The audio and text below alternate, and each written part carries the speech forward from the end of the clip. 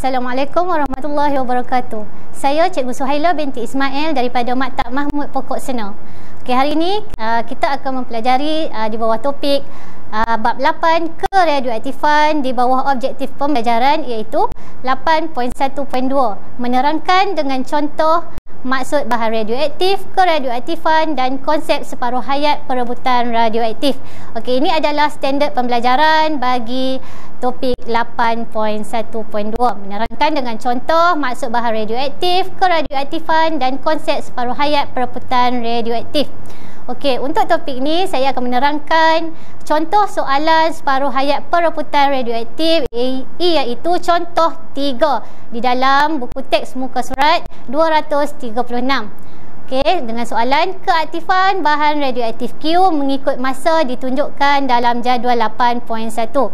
Okey, ini adalah jadual bagi keaktifan bahan radioaktif. Di dalam jadual ini kita akan lukis graf dan juga membuat pengiraan separuh hayat bagi Q. Okey, penyelesaiannya adalah yang pertama kita akan buat graf. Okey, di hadapan adalah graf keaktifan melawan masa bahan radioaktif Q. Masa mewakili paksi X, iaitu bermula 0, 5, 10, 15, 20 dan 25. Keaktifan dengan unit SI nya BQ, becquerel, bermula dengan 120, 80, 56, 40, 28 dan 20. Dan ini adalah graf keaktifan melawan masa dan kita letakkan plot mengikut jadual yang diberikan. Okey, graf dah lengkap dan kita nak kira bagaimana separuh hayat bagi unit Q.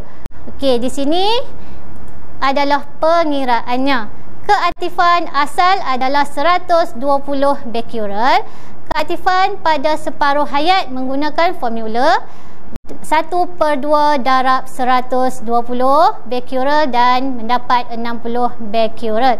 Okey, seterusnya daripada graf yang ditunjukkan di sebelah, separuh hayat bagi Q adalah 9 minit. Kita boleh tengok jawapan kita di hadapan graf, iaitu dengan titik-titik yang telah dibuat di hadapan, dan dapatlah jawapannya 9 minit. Sekian pembelajaran kita pada hari ini.